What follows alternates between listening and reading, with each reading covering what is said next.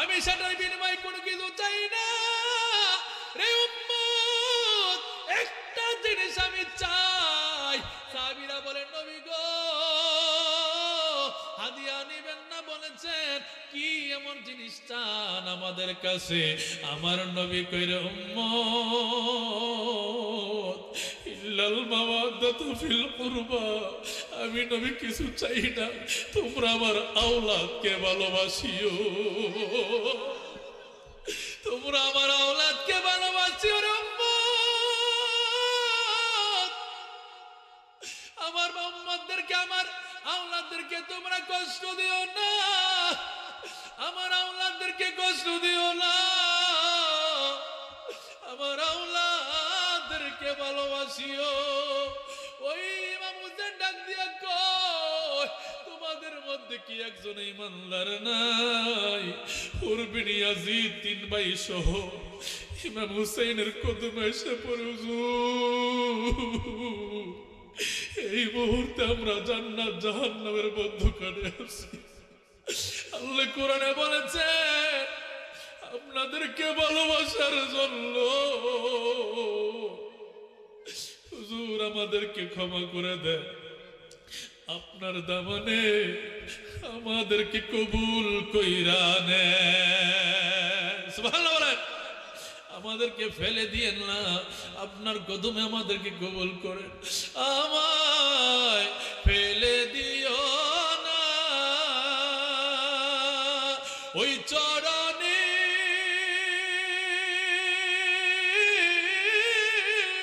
ঠাই না পেলে নাই কো ঠিকানা, ঠিক না?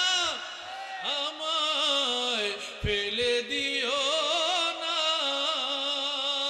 ওই চরণে ঠাই না পেলে নাই কো ঠিকানা, অসহায় এই দুনিয়ায়, অসহায়ের এই দুনিয়ায় ব্যথার ব্যথি কেউ আর নাই, দিবানিশি তোমায় যেন পাই। আমি চরণ ভিখারি চরণ ধুলি সুরমাই দেখি সবই তোমারি, আমি চরণ ভিখারি চরণ ধুলি সুরমাই দেখি সবই তোমারি, দুই নয়নে চেয়ে চেয়ে, দুই নয়নে চেয়ে চেয়ে মনের জ্বালা সব জোড়াই, দিবানিশি তোমায় যেন পাই। আমি বলতে পারি না মুর্শিদের বিরহ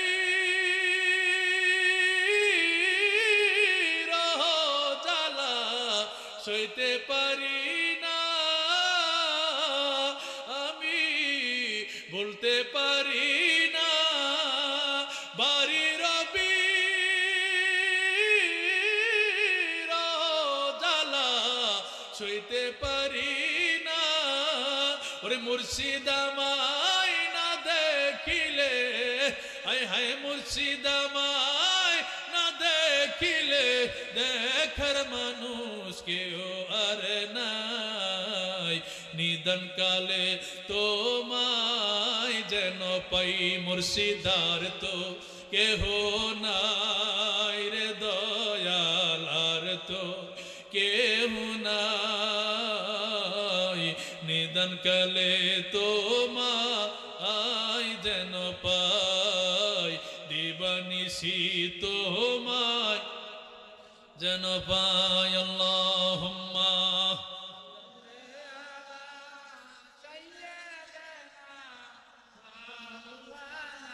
ওয়া আলা আলি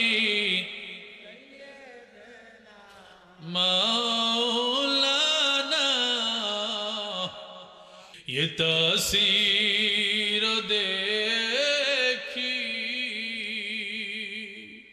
और बदलती हजारों की तकदीर देखी सलातुनिया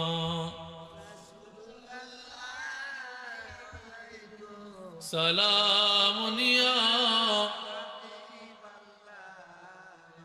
गंज बख्शे फैज़ आलमा मजहर नूर खुदा ना के सारा पीर कामिल कामिल रहनुमा सलातुन रसूल अल्लाह अलैकुम सलाम खुदा खुदी मेरे मजलिस बूद अंदर लाम का खसरू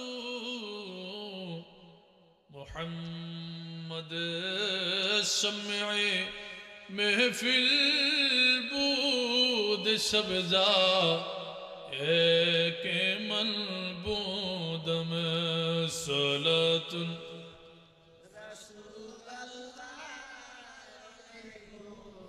सलामुन या हबीब अल्लाह सलातुन या सलामुन या हा पढ़िए ला इलाहा इल्लल्लाह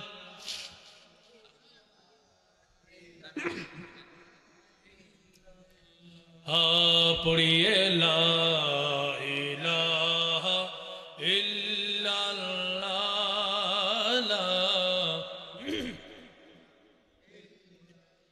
हस्बी रब्बी माफी क़ल्बी ग़ैरुल्लाह हस्बी रब्बी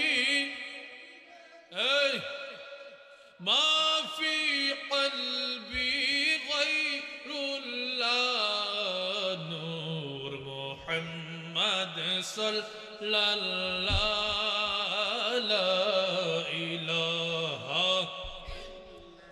ला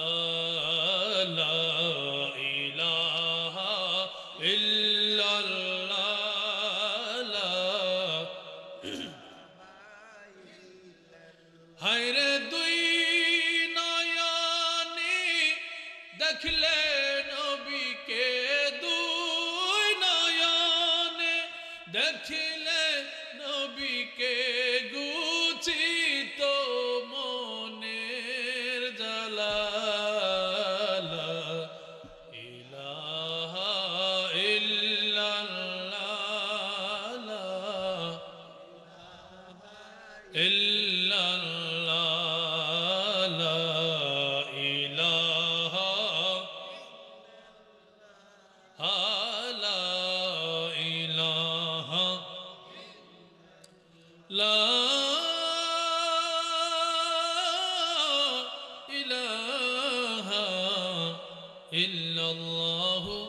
मुहम्मदुर रसूलुल्लाह सल्लल्लाहु ताला अलैहि व आलिहि वसल्लम আসুন আল্লাহ পাকের ইসমে জাতে জিকির করি অতীত জীবনের গুনাহের কথা স্মরণ করে উচ্চারণের দিকে লক্ষ্য রেখে একই আওয়াজে জিকির করুন আল্লাহ আল্লাহ আল্লাহ আল্লাহ আল্লাহ আল্লাহ আল্লাহ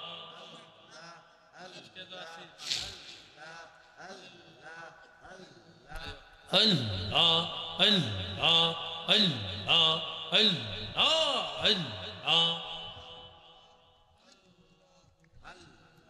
তুই আমারে ডাকে রে বান্দা তুই আমারে ডাক যিকরুল্লাহ আল্লাহ আল্লাহ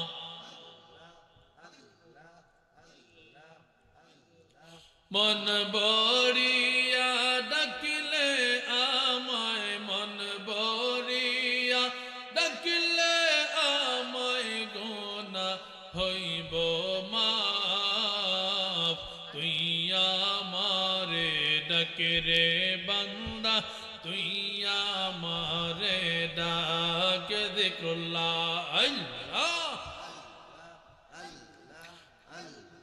দাইকা হইলেন ওয়ালি যিনি শাহজালাল নাম যার শুনি সুরমা নদী পার হইয়া যায় সুরমা নদী পার হইয়া যায় বিছানা যার পাক তুই আমারে ডাকে রে বান্দা তুই আমারে ডাক মাশাআল্লাহ আল্লাহ আল্লাহ আল্লাহ আল্লাহ আল্লাহ আল্লাহ তুমি আমার পারের তোরে নবী তুমি আমরার পারের তোরে পরাণের বুলবুল তোমার জন্য হয়েছি বেকল মাশাআল্লাহ আরশ আজিম ধন্য হইল নবী তোমার পরশে আরশ আজিম ধন্য হইল নবী তোমার পরশে 27 বছর কাটাইলেন মওলার দিদারে মাশাআল্লাহ তোমারে না পাইলে আমরা তোমারে না পাইলে আমরা হারাইব দুই কুল তোমার জন্য হয়েছি বেকল মাশাআল্লাহ আল্লাহ আল্লাহ আল্লাহ জোরে জোরে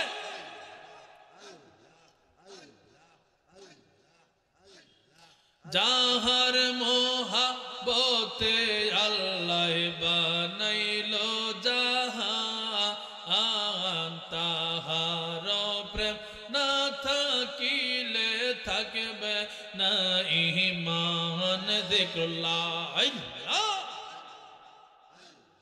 যাহার মোহাব্বতে আল্লাহ বানাইলো জাহান তাহার প্রেম না থাকিলে থাকবে না ঈমান হুব্বে রাসূল ঈমানের মূল হুব্বে রাসূল ঈমানের মূল মুহাম্মদ রাসূল তোমার জন্য হয়েছি বেকল যিকরুল্লাহ আল্লাহ আল্লাহ আল্লাহ আল্লাহ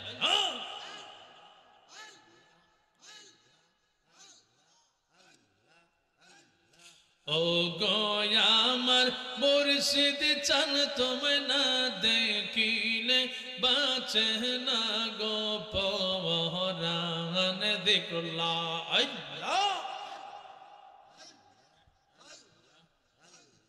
কি পাগল বানাইলার মুর্শিদ কি পাগল বানাইলার মুর্শিদ কইরা নীলা মন প্রাণ তুমি না দেখিলে বাঁচে না গো পরাণ গো আমার মুর্শিদ চান তুমি না দেখিলে বাঁচে না গো পরাণ মাশাআল্লাহ আল্লাহ আল্লাহ আল্লাহ আল্লাহ আল্লাহ আল্লাহ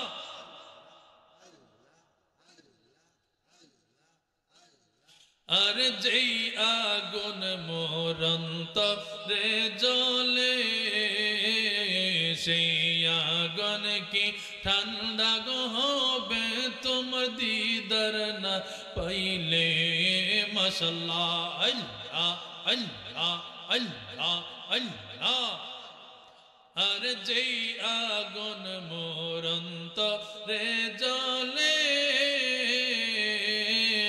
সেই আগুন কি ঠান্ডা গো হবে তোমার দিদার না পাইলে আর তোমার পায়ে জায়গা পাইলে তোমার চরণে জায়গা পাইলে জ্বালা হইতো বসান তুমি না দেখিলে বাঁচে না গো পরায়ণ গো আমার বাড়ি চল তুমি না দেখিলে বাঁচে না গো পরায়ণ যিকরুল্লাহ আল্লাহ আল্লাহ আল্লাহ আল্লাহ রসবি তোমার প্রেমে এত যে জ্বালা লোক সমাজে কইতে নাহি আমার অন্তর হয়ে কালা যিকরুল্লাহ আল্লাহ আল্লাহ আল্লাহ গলাতে কলঙ্কের মালা গলাতে কলঙ্কের মালা আমি লোক সমাজে অপমান তুমি না দেখিলে বাঁচে না গো পরায়ণ গো আমার মুর্শিদ চল তুমি না দেখিলে বাঁচে না গো পরায়ণ যিকরুল্লাহ আল্লাহ আল্লাহ আল্লাহ আল্লাহ আল্লাহ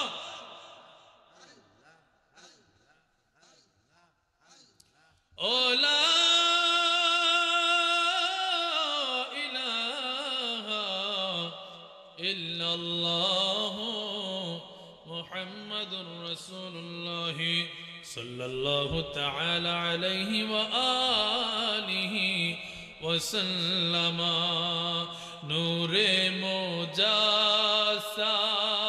روح دو عالم نور مجسم روح دو عالم بولن صلى الله عليه وسلم محبت صلى মদিনা থেকে নবী দেখে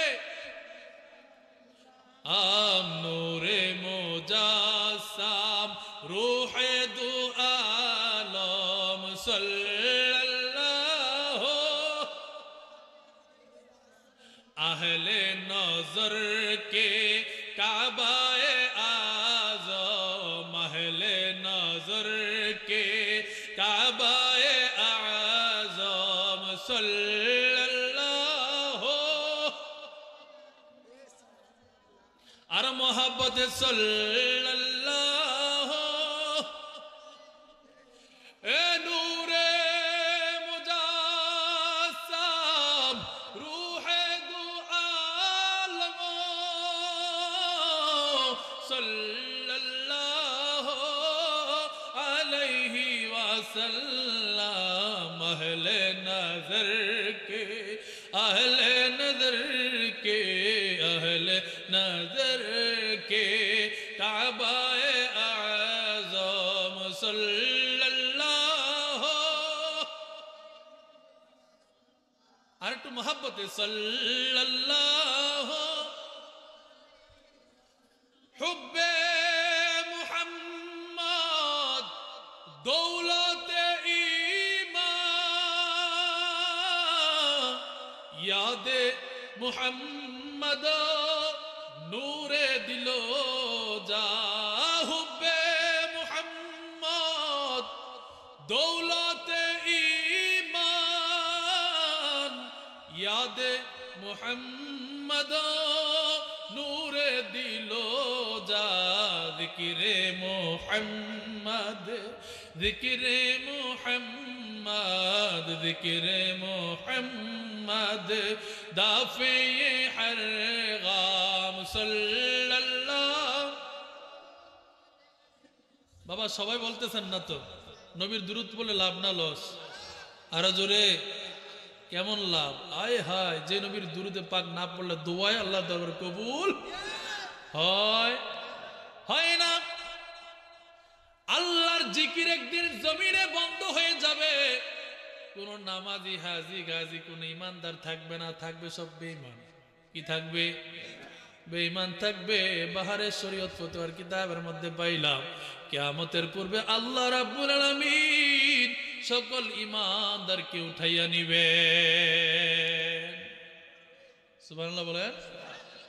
যদি ইমানদার না থাকে তার মানে আল্লাহর জিকির করার মতো, ইবাদত করার মতো জমিনে আর কেহ নাই। একদিন আল্লাহর জিকির বন্ধ হয়ে যাবে গো, কিন্তু নবীর দুরূদ বন্ধ হবে না। কুল্লু মান আলাইহা ফানি ওয়া ইয়াবকা ওয়াজহু রাব্বিকা যুল জালালি ওয়াল ইকরাম।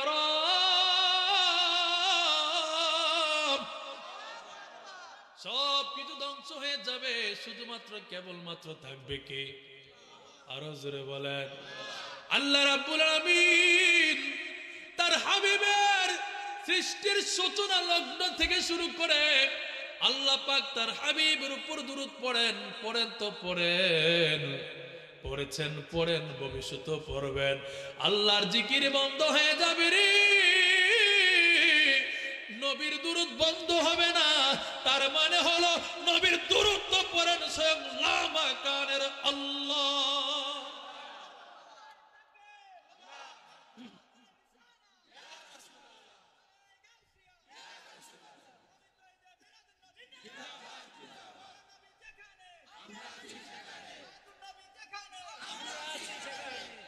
ওরে যে বাপরে প্রেমের সাথে, যে বাপরে প্রেমের সাথে দুরূদ নবীর উপর, দোজখ হারাম হবে আশিকে নবীর উপর।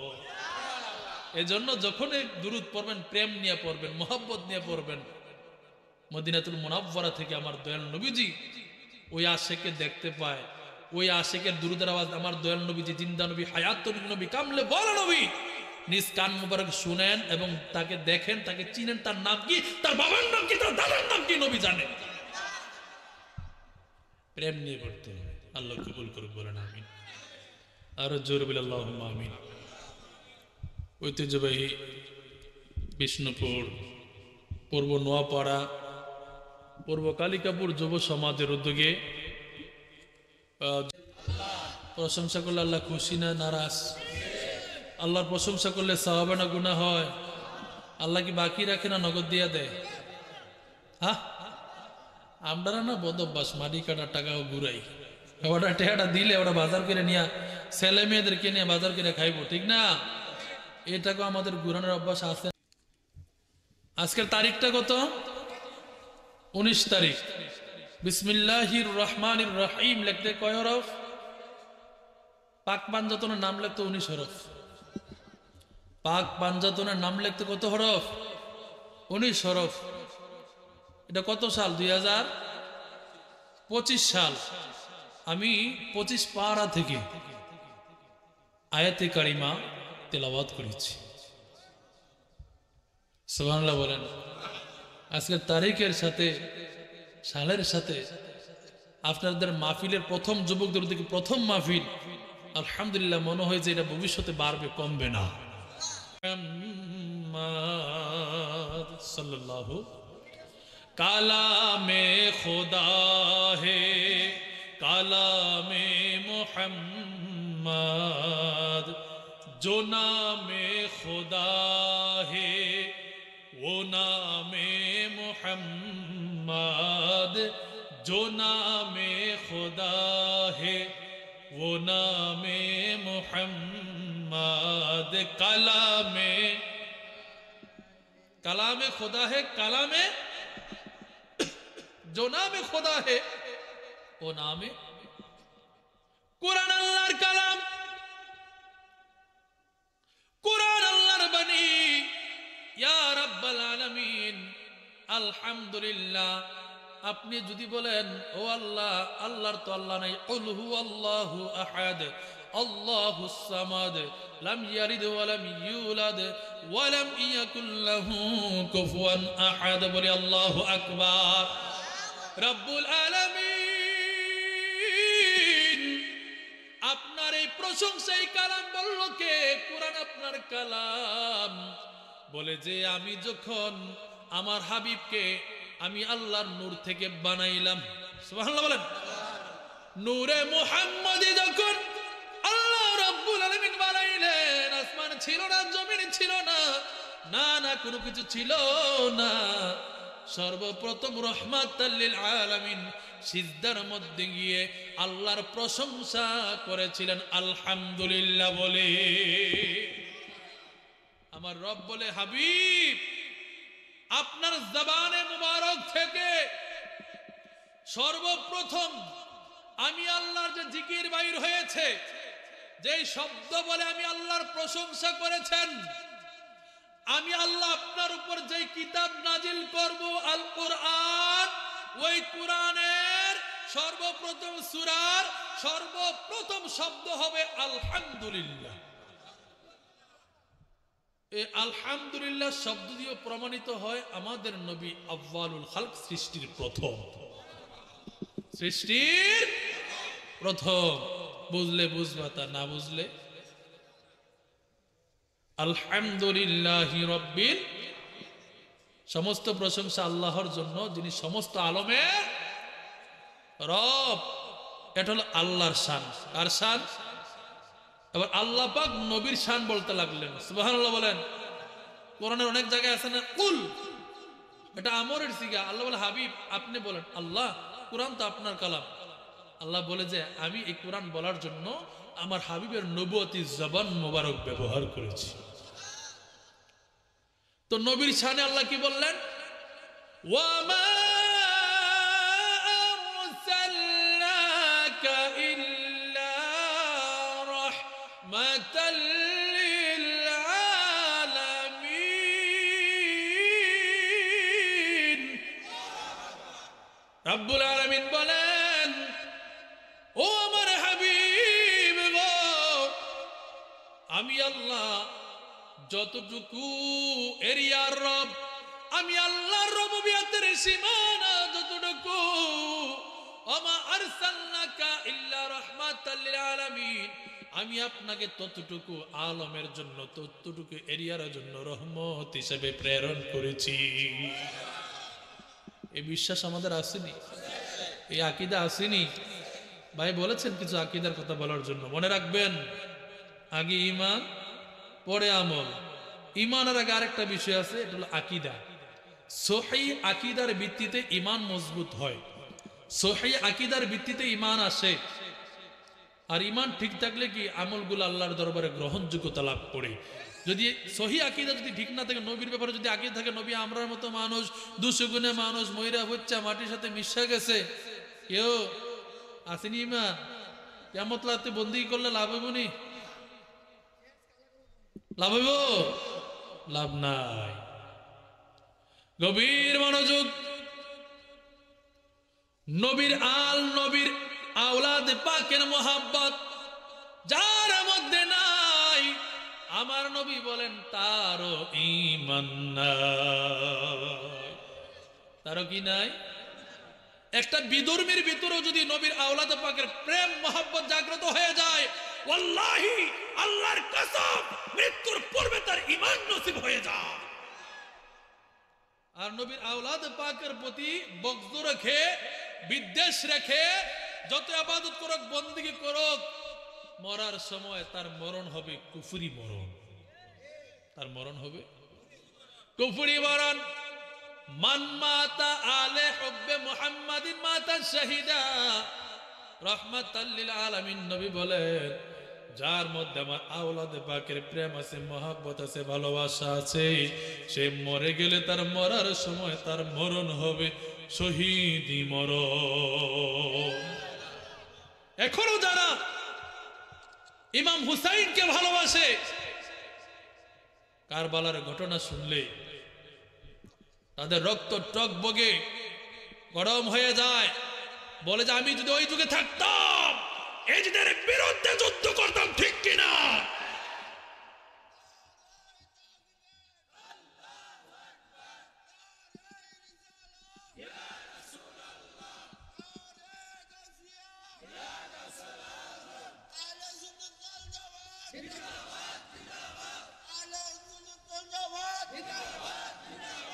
গভীর মনোযোগ। মাওলা আলী কাররামাল্লাহু ওয়াজহুর ইন্তেকাল করার পর ইমাম হাসান রাদিয়াল্লাহু তাআলা আনহু রাষ্ট্রের দায়িত্বভার নিলেন। তিনার কাছে দলে দলে মানুষ বায়াত গ্রহণ করতে লাগলো। ওইদিকে মুআবিয়া রাদিয়াল্লাহু তাআলা আনহু তিনিও বায়াত করাতে লাগলেন। দুইজন যদি দুই দিক দিয়া বায়াত করায় দেশে দ্বন্দ্ব হইব নি? দ্বন্দ্ব হবে কিনা? এখন ইমাম হাসান রাদিয়াল্লাহু তাআলা আনহু জন্মের পরপরই আমার দয়াল নবীজি ভবিষ্যৎবাণী করলেন। রহমাতুল লিল আলামিন ভবিষ্যৎ সম্পর্কে জানেনি? জানে কিনা? বিশ্বাস হলে জোরে বলেন, জানেন কিনা? আয় হায়, নবী ভবিষ্যৎবাণী করলেন, ও আমার উম্মতেরা রে, আমার হাসানের মাধ্যমে আমার উম্মতের মধ্যে একটা রক্তের বন্যা, আহা মারামারি হানাহানির মিট হবে। কি হবে? মিট হবে। কারণ উভয় দিক দিয়ে বায়াত করেন তো রাজনীতি মারামারি হানাহানি লাগবো। ইমাম হুসাইন ইচ্ছা করে কিছু শর্ত সাপেক্ষে রাষ্ট্রের দায়িত্বটা অর্পণ করলেন হযরতে আমিরে মুআবিয়া রাদিয়াল্লাহু তাআলার নিকট। সুবহানাল্লাহ বলেন। আমাকে খুতবার বেশি দিয়েছে কারবালা, শানে কারবালা কিছু বলার জন্য এখানে আসার পর বলা হয়েছে, সমস্যা নাই, মনোযোগ কামনা করছি। কিন্তু শর্ত সাপেক্ষে তিনাকে দিলেন, তিনি আবার সেই দায়িত্ব ইমাম হুসাইনকে ফিরিয়ে দিবেন। দেখা গেল এজিদের চক্রান্তে, তার দলবলের চক্রান্তে ইমাম হুসাইন রাদিয়াল্লাহু তাআলা আনহুকে বিষ প্রয়োগ করালেন। বলি নাউজুবিল্লাহ। আরো জোরে। হযরত ইমাম হুসাইন রাদিয়াল্লাহু তাআলা আনহু দৌড়ে ইমাম হাসান রাদিয়াল্লাহু তাআলা নিকট গিয়ে বললেন, ভাই সত্য করে বলেন আপনাকে কে বিষ প্রয়োগ করেছে? ইমাম হাসান বলে, ও আমার ভাই, যদি আমি সত্য করে বলি তুমি কি তাকে হত্যা করে ফেলবে? বলে যে অবশ্যই। বলে আমি চাই না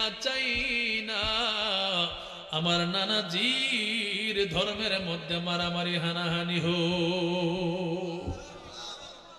ও হুসাইন, এর আগে আমাকে কয়েকবার বিষ প্রয়োগ করা হয়েছে, কিন্তু ওই বিষ আমাকে মারতে পারে নাই।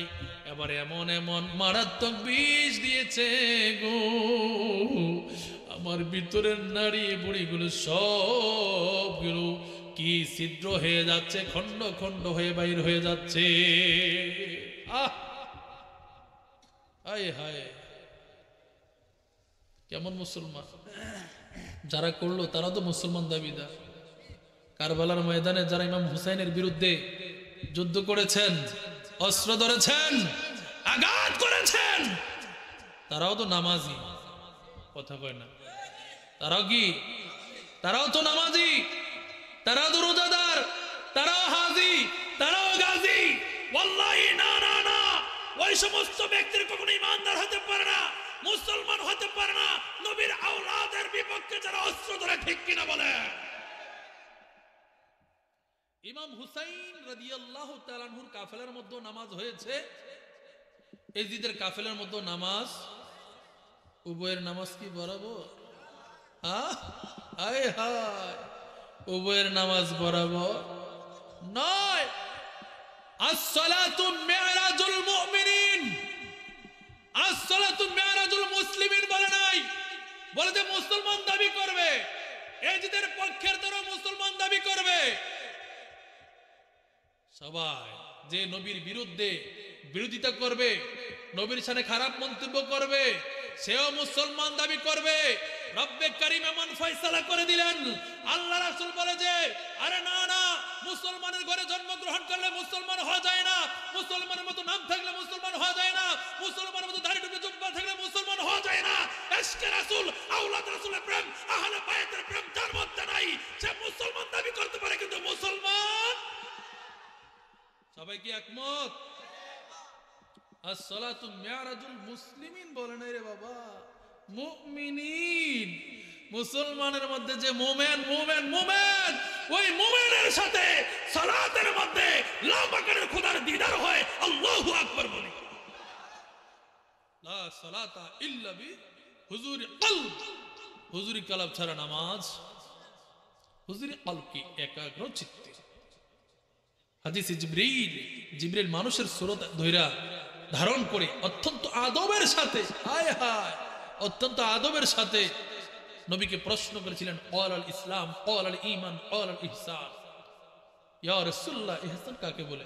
বলে তুমি এমন ভাবে ইবাদত করো যেন তুমি আল্লাহরে দেখো, যদিও না দেখো বিশ্বাস রাখো আল্লাহ তোমারে। কিন্তু আশিকের নামাজ পড়া কেমন জানেন? বলে যে আমি জাহান্নামের ডরও নামাজ পড়ি না, জান্নাতের লোভও আমি নামাজ পড়ি না, আমি নামাজ পড়ি মাওলার জন্য। জান্নাতে ভেজা কি দুজগ ভেজা, পরোয়া নেহি কুছি কিবিরিয়া, दीदारे अगर हो रब से मेरे, दीदार अगर हो रब से मेरे, जन्नत की तमन्ना कूनो करे, सलातुन या रसूल अल्लाह, सलामुन या खुदा की रज़ा, चाहता है दुआ लो, अरे खुदा चाहता है रज़ाए मुहम्मद, सलातुन या सलामुन या गबीर मनजूक। मौला हसन রাদিয়াল্লাহু তাআলা যখন বিষ প্রয়োগ তাকদিনাকে করাইলেন, তিনি ইন্তেকাল করলেন রে বাবা। ওইদিকে এজিদ তার সুলতানাতের দায়িত্ব নিয়ে গেল বাবার পক্ষ থেকে। বাবার ইন্তেকালের পরে এই দায়িত্ব তো ইমাম হুসাইন হাসানকে ফিরিয়ে দেওয়ার কথা, আর ইমাম হাসান তো ইন্তেকাল করেছেন, তো দায়িত্ব আসবে কার কাছে? সুবহানাল্লাহ বলেন। ওইদিকে ইয়াজিদ সল বল কৌশলে সে সুলতানাতের দায়িত্ব নিয়ে জোরপূর্বক মানুষদেরকে বায়াত করাইতে লাগলো। ওইদিকে ইমাম হুসাইন রাদিয়াল্লাহু তাআলার নিকটে চিঠি পাঠাইছে। কি পাঠাইছে? তার বায়াত গ্রহণ করার জন্য। ইমাম হুসাইনকে এই দুষ্ট, এই বদমাইশের কাছে বায়াত হবে? অপরাধ কি? এজিদের বায়াত মেনে নিলেন না। আহারে, এজিদের লোকেরা ইমাম হুসাইন রাস্তায় বাহির হইলে ডিল মারত। নাউজুবিল্লাহ বলেন। আমার নবীর নূরি আওলাদে পাককে তারা ডিল মারত, তারা ভয় ভীতি দেখাইতো। ইমাম হুসাইন রাদিয়াল্লাহু তাআলা আনহুর নিকট যখন চিঠি পাঠাইলেন, তিনি রাজি হলেন না। বলে যে না, এই পাপিষ্টের কাছে আমি বায়াত গ্রহণ করব না। যদি তার একটা টার্গেট ছিল, যদি হুসাইন আমার বায়াত গ্রহণ করে তাহলে আমার আর কোনো টেনশন, তাহলে সবাই আমার মেনে নিব। সবাই কি মেনে নিলেন না। ওইদিকে কুফাবাসীও তিনাকে আমন্ত্রণ করতে লাগলেন। ইমাম হুসাইন মদিনায় আর থাকতে পারলেন না। নবীর রওজা মুবারকে রাত্রের বেলায় চলে গেলেন জিয়ারত করার জন্য। আমার রওজা মুবারকের মধ্যে গেলেন। আহারে, কান্না করতে করতে করতে গো মাওলা হুসেইন নবীজির রওজা মোবারক সামনে ঘুমিয়ে গেলেন। আমার নবী কয়, হুসেইন রে,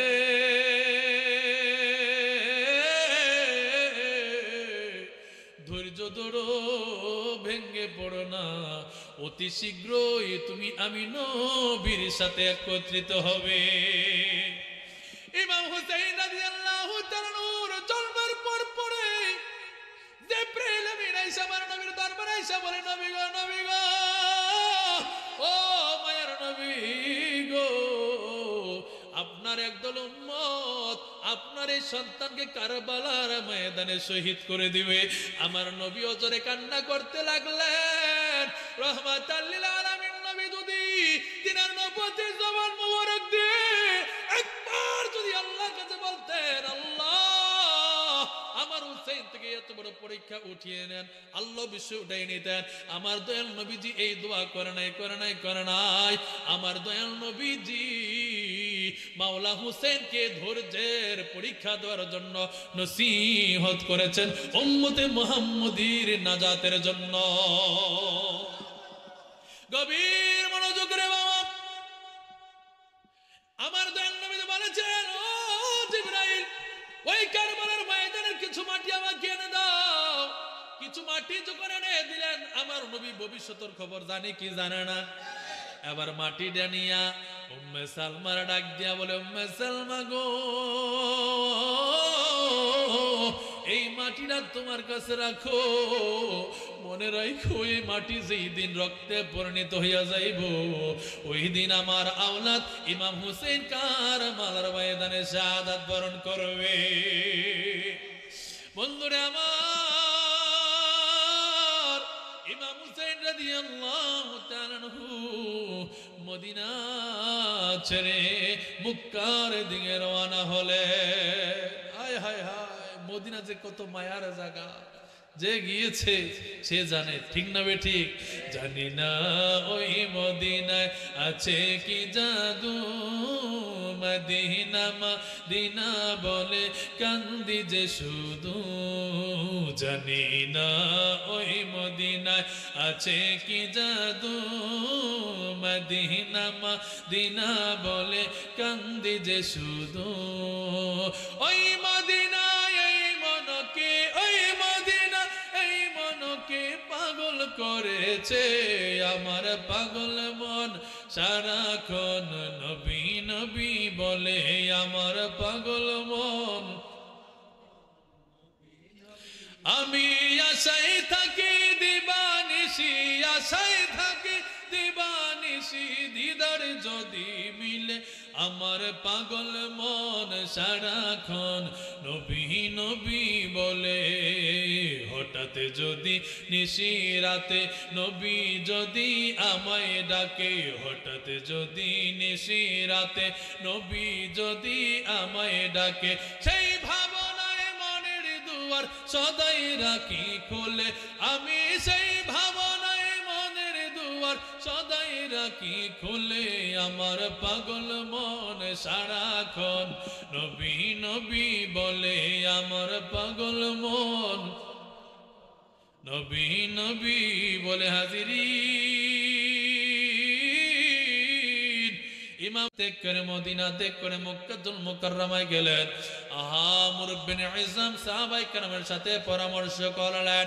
ওইদিকে কুফাবাসী একের পর এক চিঠি দিতে লাগলো, ও হুসাইন, আপনি কুফায় চলে আসেন, আমরা সবাই আপনার হাতে বায়াত গ্রহণ করব, আপনাকে আমরা মেনে নেব। আরে মক্কাতুল মুকাররমার সাহাবায়ে কেরাম বারণ করলেন ইমাম হুসাইন রাদিয়াল্লাহু তাআলাকে যাওয়ার জন্য।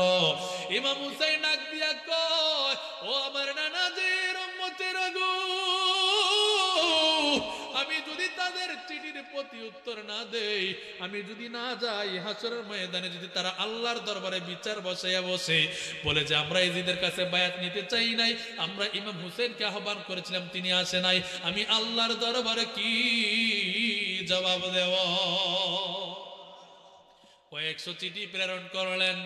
আহারে ইমাম হুসেন রাদিয়াল্লাহু তাআলা আনহু এবার মক্কাতুল মুকাররমার সাহাবায়ে কেরাম পরামর্শ দিলেন, আপনি এক বর্তমানে না যাইয়া আপনার চাচাতো ভাই হযরত মুসলিমকে পাঠান। মুসলিম ইবনে আকিলকে পাঠান। এবার ইমাম মুসলিম তিনার দুই সন্তান নিয়ে গো আহারে কুফার দিকে রওনা দিলেন। এবার কুফাবাসী তিনাকে সাদরে গ্রহণ করলেন, সাদরে গ্রহণ করলেন। এক ঠেলায় 40,000 মানুষ তিনার হাতে বায়াত গ্রহণ করলেন। জোরে বলবেন কি সুবহান। এবার ইমাম মুসলিম রাদিয়াল্লাহু তাআলা চিঠি লিখলেন মাওলা হোসেনের নিকট, ও ভাই পরিবেশ খুব ঠান্ডা, অনেক মানুষ আমার কাছে বায়াত গ্রহণ করেছেন, আপনি চলে আসেন, মারহাবা বলেন, আরো জোরে বলেন না সুবহানাল্লাহ। কুফার গভর্নর নোমান ইবনে বশির তার কোনো বিরোধিতা দেখা যায়নি। এবার ইমাম হুসেনকে আসার জন্য যখন বলা হলো, কুফার গভর্নর পরিবর্তনে ইবনে দুষ্ট ইবনে জিয়াদকে নিয়োগ করলো এজিদ। দেখছো, নোমান ইবনে বশির কোনো প্রতিবাদ করলো না, তাকে পদ থেকে সরাইয়া ওই পাপিষ্ট ইবনে জিয়াদকে নিয়োগ দিলেন। বলে নাউজুবিল্লাহ। 50,000 সৈন্য নিয়ে আয় হায় হায়, ওইদিকে চিঠি তো চলে গেছে। ইমাম হোসেন তো চিঠি পাইয়া রওনা দিয়ে দিলেন যে কি পরিবেশ ঠান্ডা আছে, আমি যাই। ওইদিকে ইবনে জিয়াদ কি করলেন, আত্মগোপন হয়ে মুখোশ করে সে কি করলো, কুফার ভিতরে গ্রহণ করছে। তো সবাই তো জানে ইমাম হুসাইনের নিকট, হ্যাঁ ইমাম মুসলিম কি করছেন, চিঠি পাঠাইছেন, এখন তিনি আসবে, সবাই অপেক্ষা করতেছে। সে কি করলো, ইমাম হুসাইনের মতন বেশ ধরে সে কুফার ভিতর গ্রহণ করছে, প্রবেশ করছে। এখন কুফাবাসী মনে করছে ইমাম হুসাইন মনে আসছে, তারা সবাই নারে তাকবীর দিয়ে মারহাবা দিয়া যখন